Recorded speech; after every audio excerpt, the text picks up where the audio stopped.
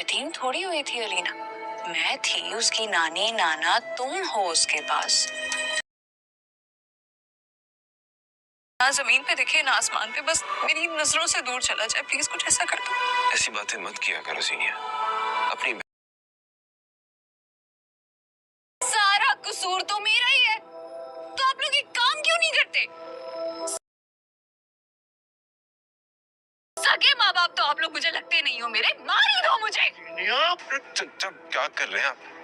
Drama serial नाराज़ है ज़िंदगी की नेक्स्ट एपिसोड में हम देखेंगे कि जीनिया अपने इस रिएक्शन में सब को ले लेती है। वो अपने माँ बाप का भी लिहाज नहीं करती। वो कहती है कि शायद वो आयला से ज़्यादा प्यार करते हैं और उसके बारे में नहीं सोचते, इसलिए उसके ज़िंदगी का कोई भी फ़ैसला करने से पहले वो उसकी खुशी को मद्देनज़र नहीं रखते। मगर उसके माँ बाप हर लिहाज से उनके लिए अच्छा सोच रहे होते हैं, क्योंकि वो बहुत मजबूर होते हैं इस फ़ैसले को लेने से पहले, क्योंकि चाहते तो वो भी नहीं है कि वो ये फ़ैसला लें, मगर हालात ने उन्हें इस मोड़ पर लाकर खड़ा कर दिया है कि वो ऐसा करने पर मजबूर हैं, क्योंकि उनके नज़दीक अलीना की ज़िंदगी की सबसे ज़्यादा अहमियत होती है और फ़ाहद भी इसी खातिर अपनी मोहब्बत की कुर्बानी देता है। मगर जीनिया इस बात को कबूल नहीं करती, मगर वो समझ तो रही होती है क्योंकि वो उसकी बहन की बेटी है।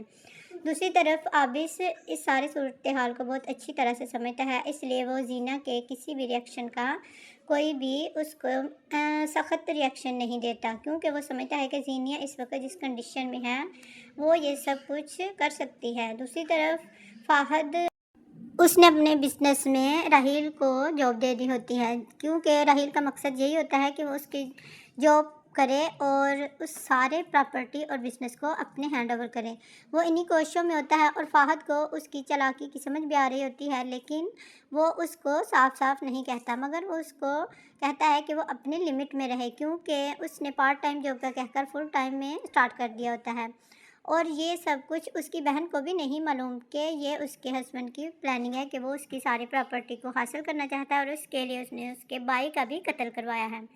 मगर ये हकीकत बाद में उनके सामने आ जाएगी, मगर जैसे ही ये हकीकत उन पर खुलेगी तो उनके घर वाले बहुत परेशान होंगे। फ़ाहद के माँ बाप तो कभी ऐसा सोच भी नहीं सकते थे कि राहील उनको बर्बाद करने के लिए इस हद तक पहुँच जाएगा और लालच की इस इंतहा में वो उनके बेटे का ही कत्ल कर देगा।